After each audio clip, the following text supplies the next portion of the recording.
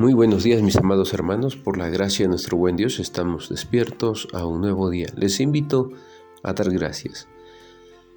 Padre, damos muchas gracias por el día que nos regala. A ti nos acercamos en plena certidumbre de confianza.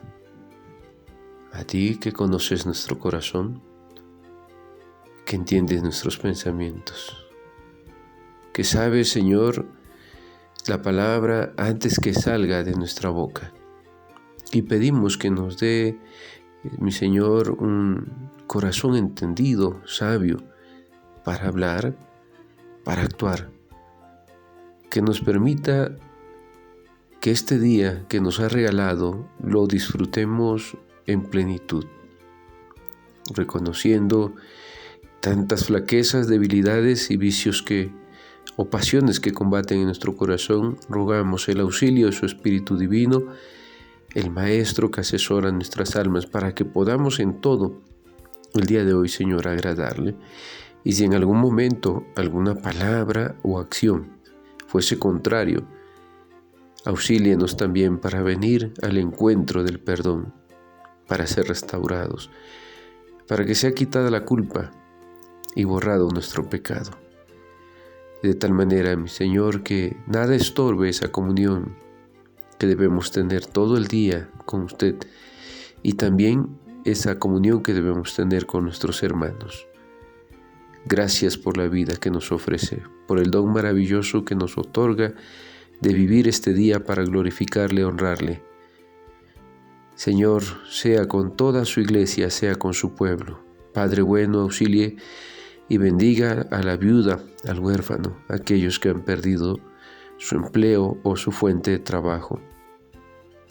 Aquellos que se encuentran enfermos, quebrantados, Señor, en su salud, en el hogar o en los hospitales. Aquellos que pasan algún problema en sus relaciones como esposos, como padres e hijos o como hermanos. Auxilie para que el corazón sea humilde y puedan ser restaurados todas aquellas relaciones rotas.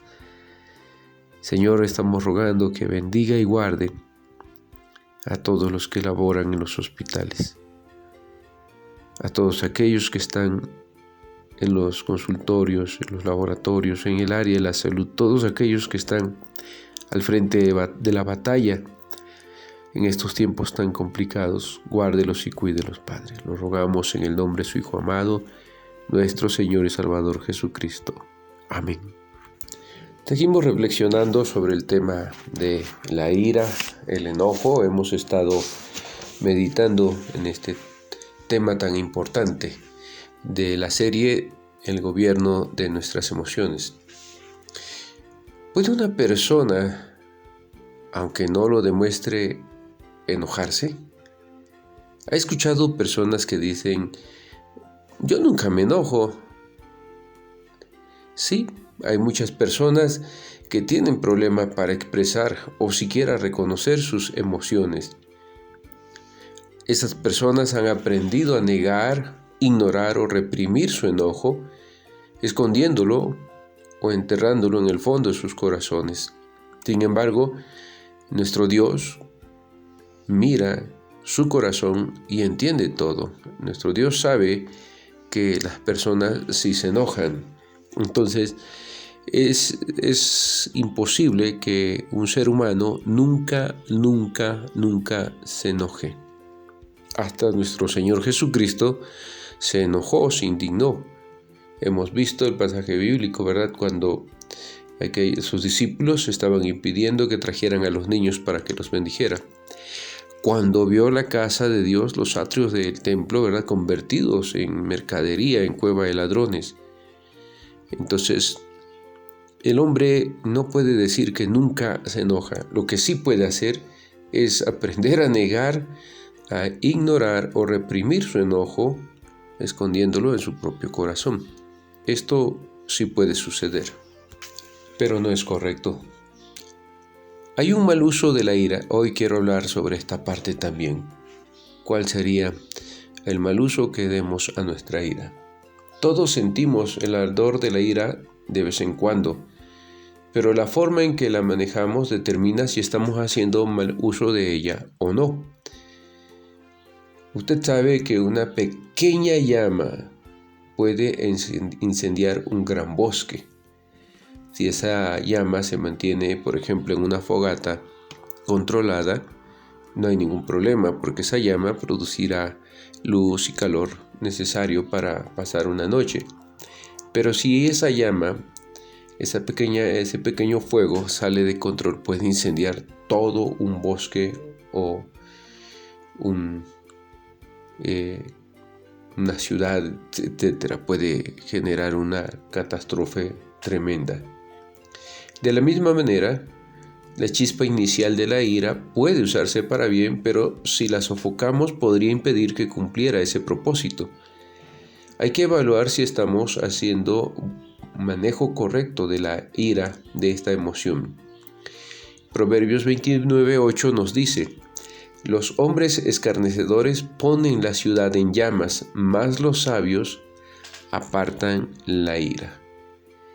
Y aquí vamos a hablar de un enojo prolongado, lo que muchos estudiosos lo conocen como la olla hirviente. Es la ira prolongada que se mantiene por mucho tiempo. Por lo regular, es resultado de un corazón incapaz de perdonar una ofensa pasada o a su ofensor. La falta de perdón en última instancia produce resentimientos y profunda amargura que afecta todas las relaciones interpersonales. Por eso Pablo, cuando escribió a los Corintios en el capítulo 13, que habla sobre el amor, dice que el amor no guarda rencor. Usted ha escuchado personas que dicen: nunca perdonaré la manera en que esa persona me trató. Nunca perdonaré lo que me hizo, o lo que le hizo a mis hijos, o lo que le hizo a mi mamá. Nunca perdonaré esto. Hay personas que llevan ya muchos años sin perdonar. Hay personas que creen que el tiempo va a sanar las heridas. El tiempo es un factor que ayuda a distensar, se va relajando esa ira, ese enojo por lo que sucedió. Pero también debemos reconocer que el perdón es un acto de la voluntad humana, que no está sujeta a los sentimientos, sino a la voluntad de levantar la culpa, de perdonar. Porque cuando pensamos que el tiempo va a resolver los asuntos, nos metemos en serios problemas. Hay personas que llevan años sin perdonar. Y hay una verdad profunda sobre esto. Dice Hebreos 12:15, mirad bien, no sea que alguno deje de alcanzar la gracia de Dios, que brotando alguna raíz de amargura os estorbe y por ella muchos sean contaminados. ¿Qué quiere decir esto?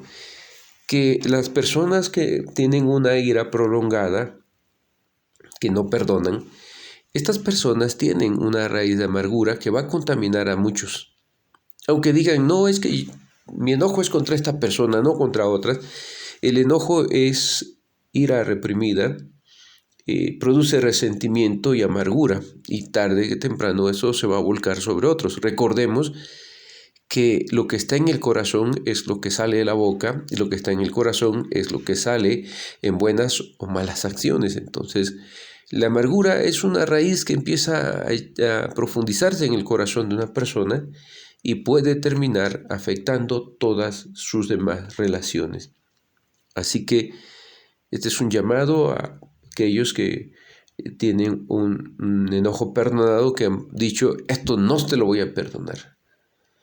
Porque ahí hay una trampa donde las personas están siendo contaminadas y van a dañar a otros también. Pero también está no solo la ira prolongada, sino también la ira reprimida, lo que llamamos la olla de presión. Es la que pretendemos esconder o ignorar. Generalmente surge del miedo a enfrentar las emociones negativas. Esta clase de enojo produce un corazón engañoso que muestra falta de confianza en los demás. Cuando no se enfrentan y resuelven las emociones negativas con honestidad, ahí surge la autocompasión, el autodesprecio y las dudas en cuanto a sí mismo. Finalmente, todas las relaciones interpersonales están destinadas al fracaso. Hay personas que llevan una ira reprimida contra sus padres, contra sus hermanos, contra un familiar, contra alguna persona. Y mientras no lo enfrenten, no lo reconozcan, esta ira reprimida les va a llevar finalmente a sentir autocompasión o autodesprecio. Esto sucede cuando muchas veces las personas recibieron algún tipo de abuso en la infancia o ya grandes,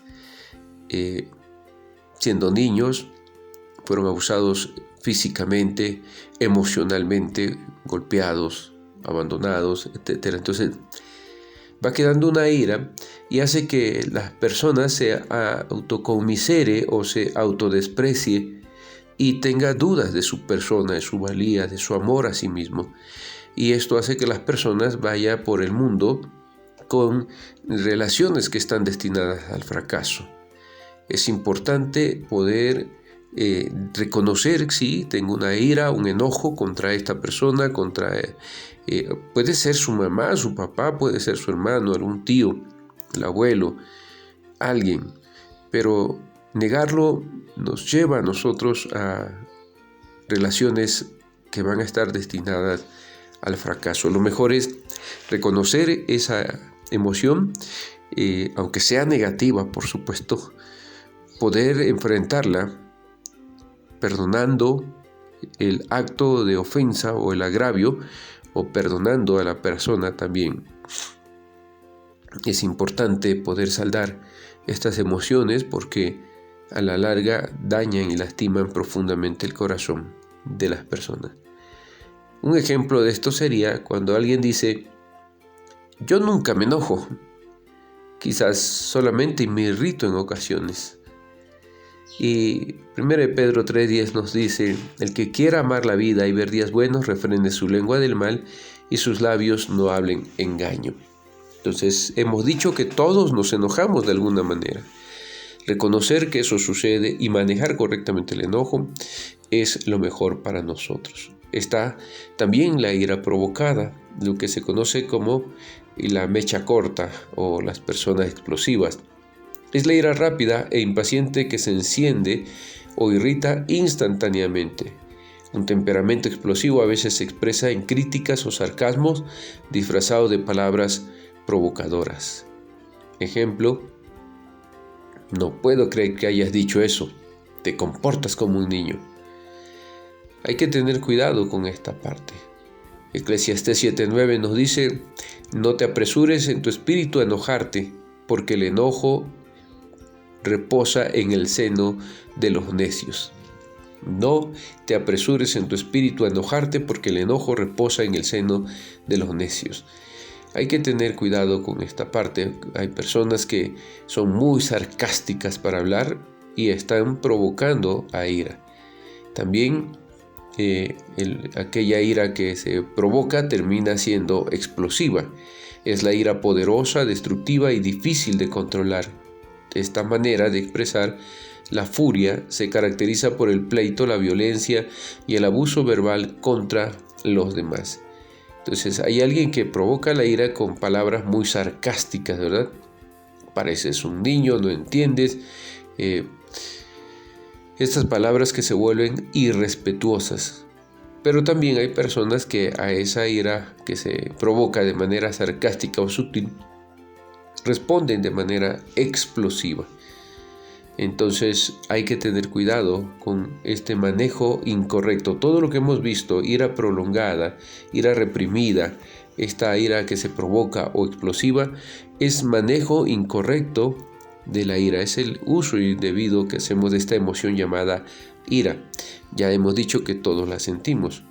En la ira explosiva podemos poner como ejemplo estas palabras o acciones, ¿verdad? Estúpido, idiota, si vuelves a hacerlo, desearás no haber nacido. Son palabras de una persona que explota.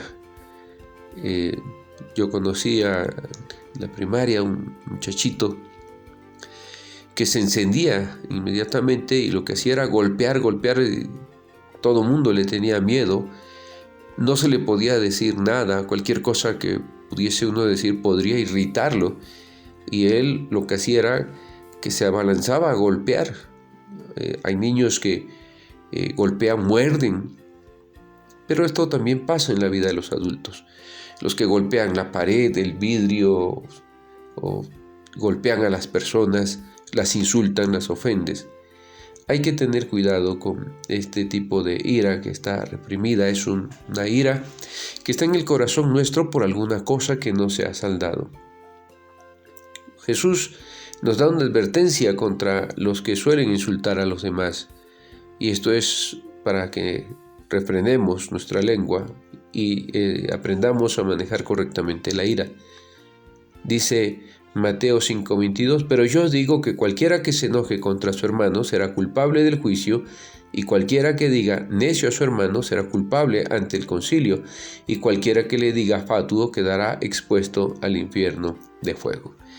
Nos damos cuenta entonces que hay un mal manejo de la ira que puede ser que en algún momento todos lo hayamos experimentado y esté dañando nuestra vida y nuestras relaciones a los que amamos. Así que sigamos aprendiendo, reflexionando, que Dios nos ayude, nos dé entendimiento para tener gobierno correcto de nuestras emociones. Si el Señor lo permite, mañana continuamos con nuestras reflexiones.